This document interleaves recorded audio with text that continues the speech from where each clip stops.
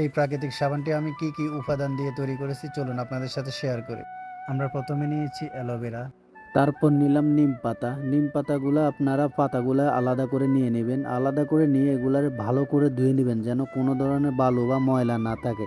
তারপর আমরা কাঁচা হলুদ অ্যালোভেরাকে আলাদা করে কেটে নিলাম। তারপরে সোপ বেস, এই সোপ বেসটি আপনারা চৌমনি বাজার পাবেন না। আমরা চৌমনি বাজার অনেক খোঁজাখুঁজি করছি, পাই নাই, বাট তারপরে আমরা অনলাইন থেকে ঢাকা থেকে আনাইছি অনলাইনে।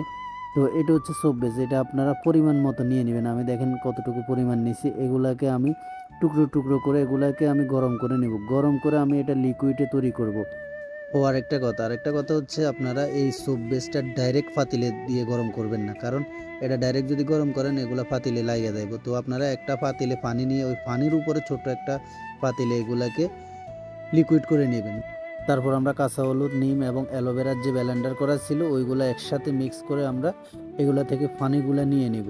দেখেন আমি কিভাবে পানি নিতেছি। আপনারা চাইলে একটা কাপড়ের মধ্যে নিয়েও এই পানিগুলো নিয়ে নেবেন, কিন্তু আমরা ডাইরেক্ট যদি ওই যে ব্লেন্ডার করা এগুলো দেন তাহলে হবে না। তো আমরা পানিগুলা দুই স্তরে ছেঁকে নিছি। ছেঁকে নেওয়ার পরে যে সোপ বেসটা ছিল যেগুলো আমরা গরম করছি ওইগুলো আমরা এটার সাথে দিয়ে নাড়িয়ে নিব।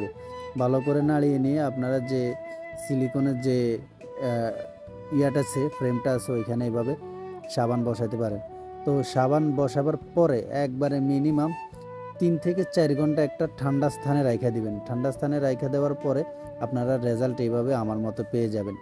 এই যে দেখেন আমি সম্পূর্ণ সাবানটা এভাবে রেজাল্টটা পেয়েছি।